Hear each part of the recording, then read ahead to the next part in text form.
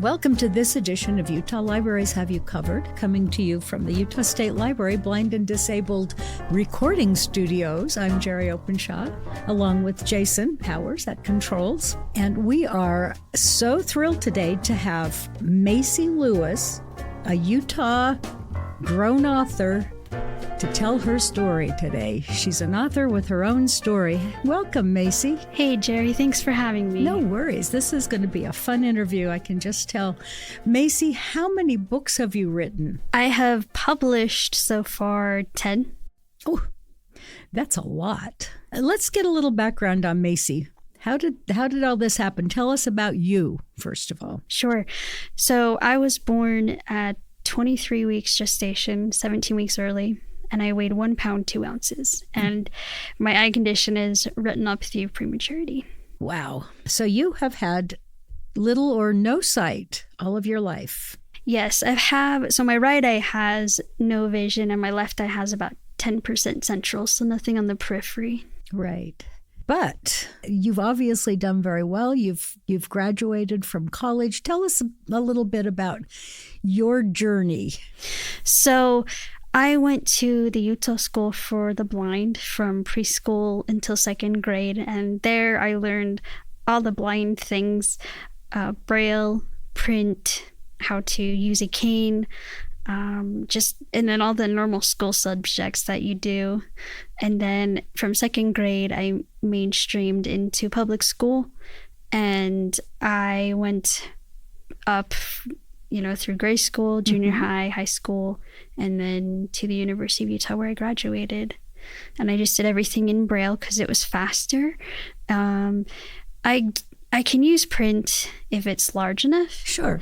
But it's really slow going. So braille was the easiest thing for me to do. And then, of course, when we, hit the digital age and computers became all the rage. Yes. That was a lifesaver. Exactly. Mm-hmm. And I had braille note takers as well, but now I just use my computer and my smartphone to do normal life, really. So you were probably one of the first. I had books on tape. So I had one of those big tape recorders with the tracks where you could get, was it 8 tracks? Uh-huh. Mm-hmm. Yeah. And I would get them from the library, and they would come from in the cassette boxes. Or my favorite was when the books would show up in braille and there'd be those crates. Right. That would be delivered, and then we'd have to deliver them back, and everybody was like, what is in those? And I'm like, they're braille books from the library.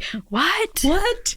They are huge, and we process here at the Utah State Library probably about 2 tons of mail every day. So braille books and audio books and that is incredible. Large print books. Wow. Yeah, it's crazy.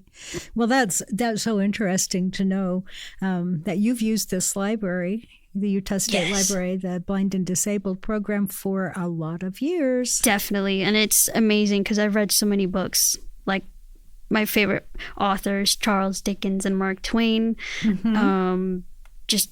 And then just, other books that I couldn't get on CD or tape back in the day in the 1990s. So love what you guys do here. Oh, thank you. We love having you as a patron for sure.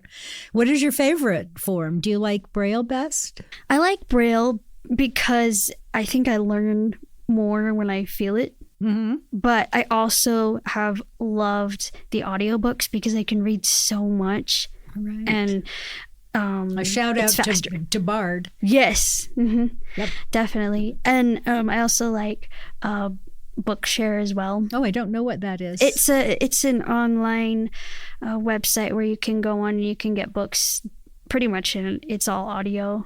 So you can get them for like the Victor Stream or other players, I think. Right. There's so much adaptive technology now. Right? Yeah. That wasn't a thing back when I was in school. We just had the braille books or the library, and I was so grateful for the library because I can even remember in elementary school when they couldn't maybe not get braille books in braille from here, but you guys always had them on tape. Right. So I've been a patron since I was a child. Very good. We love to hear that. And you still come down here. I do. Yep. Mm-hmm. On occasion, yes. Yep. You're here today, and we're very glad. So what did you graduate in? You went to the University of Utah. Yeah, I was originally going to go to law school, but that never happened, and I ended up getting a history degree. I was going to get the history degree regardless of when I went to law school, and I've just been a history buff my whole life, and I thought, law would go really well, but the economy tanked, and so I thought, let's not do that. Let's just keep doing the history. And then in the meantime, I'd always had this creative writing love in me as well, just throughout school. If there was ever an assignment to write stories or poems, what have you, I was all in. And so I just had tons of ideas my freshman year of college, and I wrote them down. And then I was also working on a book that I ended up trying to publish in college, but the publisher didn't take it. And I was really grateful because it was just not something that when I read back, I'm just like, oh, you didn't know what you were doing. Who tried? But well, we all have to start somewhere. Exactly. And I just had a really encouraging friend who said, hey, try and get that published. And I was like, girl, that's crazy. But I did. Good. And so I had all these ideas, and when I graduated, I just thought, man, if I could turn one of these into a book, that would be cool. But, when you graduate, you have to start thinking about life. And so I was like, what should I do? And I ended up serving a church service mission for the Church of Jesus Christ of Latter-day Saints. And there I happened to meet my writing mentor. Her name was Tracy McDonald. And she is a blind author herself.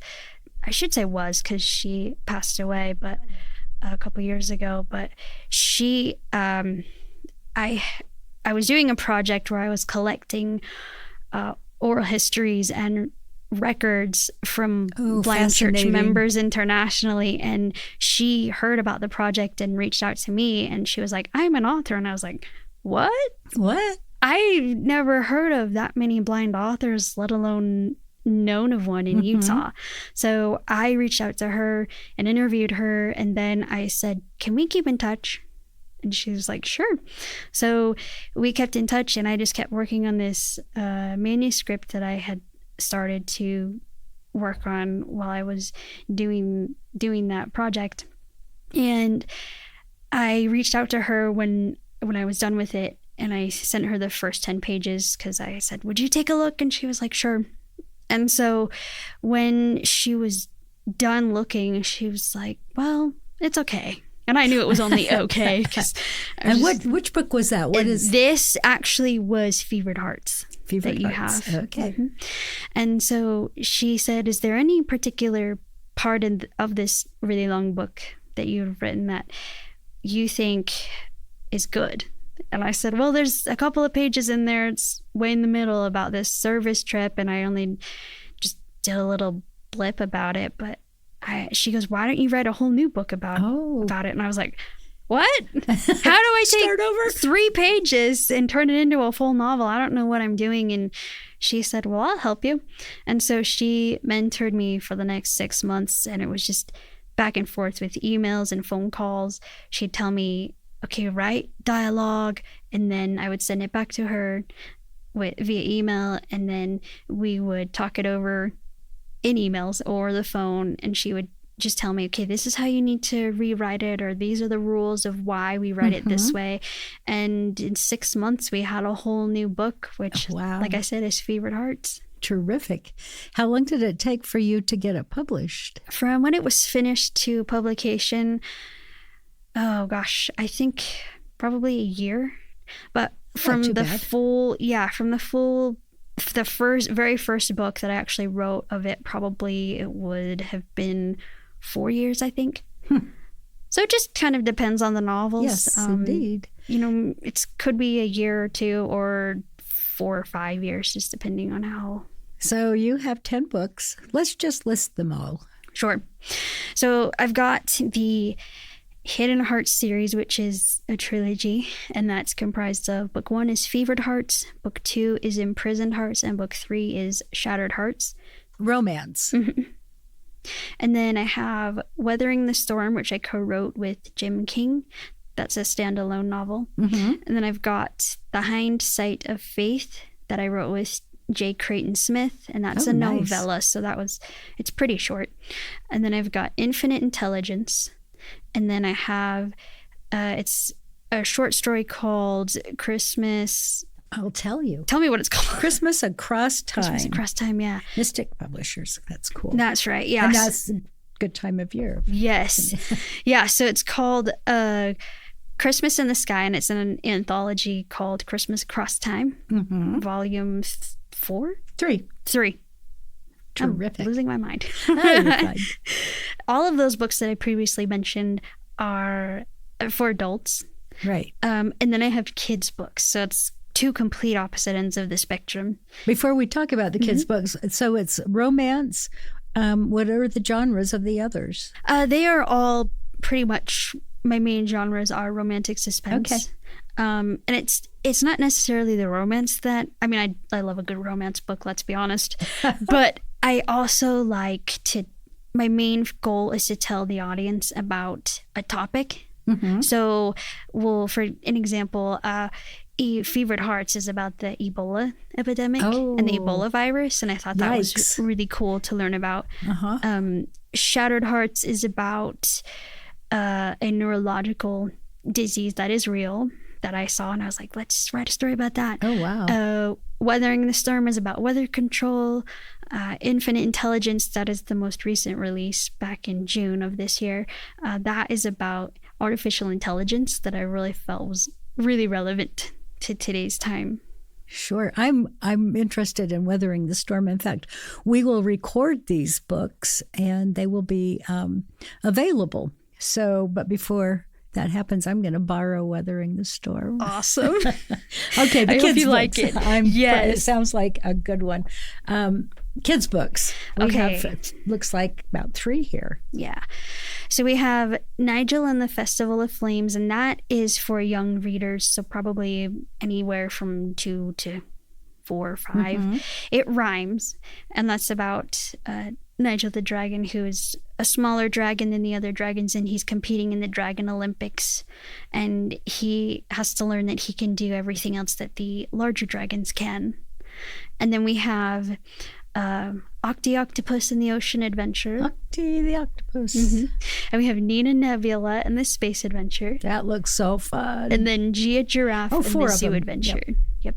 As you can tell, I love alliterations. I love it when things just kind of are similar sounding. Yep. I'm right there with you. It's always fun. So, are you in the middle of another? Yeah, I have the second book of Nigel the Dragon's series is with my editor. It's going to be called Nigel and the Feast of Flames, and that's going to focus on food allergies. So my editor's having a really fun time trying to rhyme lots of, big words like auto-injector. What do you rhyme with auto-injector? Protector? Oh, yeah. Reflector? Reflector.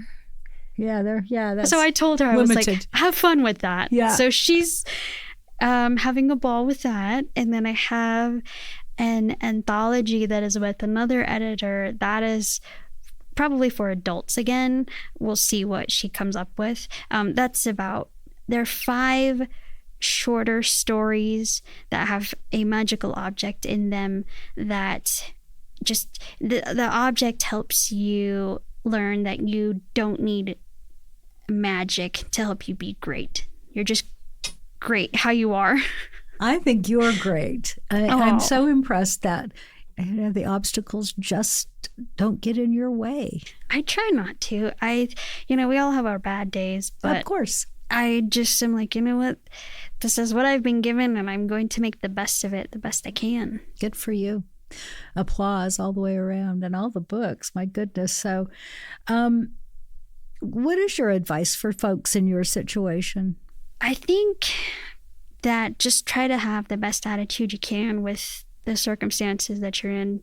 They're not the greatest. They're not fun. Let's be honest. Life could be a lot easier if we could see. And I hate to just say the blind, because I know that there's so many other disabilities that I can't quite mention, but just try and make the best of it. And it's hard, but I think you can find joy even in this crazy world, you just have to look for it in the little things. Exactly. Thanks for that advice. So with President Obama, I want to hear that story. I don't even know how to introduce it. That's going way back. I think it was in 2009. I think. Yeah. So there's an organization, national organization called the National Federation of the Blind, and they were doing a contest where you could win a Louis the Braille commemorative coin. And I happened to get that email, and I just thought, ooh, I want a prize. I want the coin. So in all honesty, I wrote a letter to President Obama and explained to him what Braille has meant to me throughout my life. Now, did you Braille it and send it to him? No, they had us send it to them in Microsoft Word, and then they edited it. Yeah. And then they put all the winners into a big book. And I think there were winners from all the 50 states, plus I think DC and Puerto Rico, I think. Good for you. And I happened to just, I guess, inspire the judges enough that I won the coin. So that made me happy. You obviously have a gift for writing. I try. I would, honestly, you guys, I would be nothing without my editors, because they are the ones who take all of my writings and are like, let's move this over here and change these words around, and they make me sound so much better than what I send them. So I am so grateful for my editors, and then all the illustrators I'm grateful for the illustrators and my cover designers who, I'll just tell them, hey, this is what the book is about. Sure. Or all the children's books. I have all the illustrators do the covers. And they're adorable. Yes. So I'll send them the text of the book so they can get an idea of what the story is, obviously. And then they just do their thing and I stay out of it. I don't know, because my perception of things is completely different from everyone else's, how you guys actually see it. Right. And so I don't know what things look like. So I'm just like, you know what, you guys have, this is maybe what I want things to look like. Like I knew Nigel, I wanted him to be blue, like the sky. I don't know why. He's blue. Mm-hmm. Yep. It's just how I thought of him. And I was just like, everything else, have fun with it. And my illustrator was like, I've got you. So it's really nice. I've been really grateful to meet a lot of people who've helped, and I would be remiss if I didn't, recognize all of them and for how they help, because I couldn't do it without the team. We're always better as a team. Mm-hmm, mm-hmm. And I actually I just remembered I have a couple of other books coming out with one of your colleagues, actually. Oh, who's that? Adam Rushforth. Sure. And he has a card game called Don't Break the Budget, and you can get it from the website's don'tbreakthebudget.com. Mm-hmm. And it's a card game that you can get it in print or Braille, just let him know. And it teaches you about financial literacy. Perfect. And he had seen me speak at the Utah Council for the Blind conference in 2024. Right. And he had said, hey, can you help me with a couple of ideas for some books I have? And I was like, sure. So we have created 2 workbooks that coincide with Don't Break the Budget, the card game. And the card game is featured in the workbooks. Oh, nice. And so the first one is it's called, oh my goodness. It's literally slipped my mind. I can't remember, but it's about, I can't remember the name. But if you follow me on social media, you'll see all the posts there, or look on Amazon. Yeah. And you'll just follow my author page, and you'll see it there when I link it. Sure. But so Facebook. Yes, Facebook. Mm-hmm, Facebook and X.com. Oh, okay. Yep, Facebook and X. Okay. But pretty much if you just Google my name, you can find everything there. Yep. Yeah. It does come up. I tried. Yes. And so, but we have 2 workbooks. The first one is for, he thinks probably 2nd to 5th grade. Mm-hmm. And that's about a little turtle named Bucket. And he is wanting to put a hot tub in his pond. And so he has to learn how to budget to do that. And that hopefully will be coming out. Yes, that hopefully will be coming out next month in December. Very good. And then we have another one from, I think he said 6th grade up until high school. And that one is about a girl named Emma, and she has 2 friends, and they have to budget, learn how to budget for things that they want. Like she wants a smartphone, her friend wants a skateboard, and the other one wants a new camera. And so it just kind of takes you through the vocabulary. Both books take you through the vocabulary, and they have activities like word searches and crossword puzzles, and the younger one has coloring that you can do that helps you learn how to budget properly. Never too early to learn financial literacy. I agree. Yep. It should be taught in kindergarten. Right? I still remember how they taught us at the School for the Blind how to Really? feel the difference between pennies, quarters, dimes, and nickels. Right. With the ridges, and then playing store and learning how to do Terrific. math in your head and make change. And I think with all the digital things, kids might not be as familiar with that. I still remember cursive. I learned how to write my name in cursive. Yeah, Yes. it's kind of a thing of the past. I but- know. People are like, what? And What? I can't read cursive at all, but I can sign my name That's in awesome. cursive. So Well, that's important. You have to that have a was the thing. signature. Yeah. Yep. Mm-hmm. Yeah. That's great. So more books coming out. Keep your eyes open for what Macy Lewis has to offer, because she's got a lot, and there's a lot in that head of yours. You're very prolific. You're a very prolific so author. many ideas. Thank you. That's great. I can just, people are like, don't you get tired? Like, don't you get lonesome when you're alone? And I'm like, I have so many ideas in my head. I am just fine. I'm not They alone keep at me all. company Exactly. at all times. Yes. Well, Macy Lewis, Utah author, thank you so much for joining us today. And we will keep our eye out for your books, and maybe we'll have you come Yes. back and you can spotlight your new ones. I would love to come back, and thank you so much for having You me. are so welcome. Thanks for joining us today. We're coming to you from the Utah State Library, which is a division of the Department of Cultural and Community Engagement. Services offered through the Utah State Library include library services for the blind and disabled, the Bookmobile program, Book Buzz for book groups, Utah's online library with useful databases, and Libby for audiobook checkouts, and so much more. Check out all the services at library.utah.gov. That's library.utah.gov.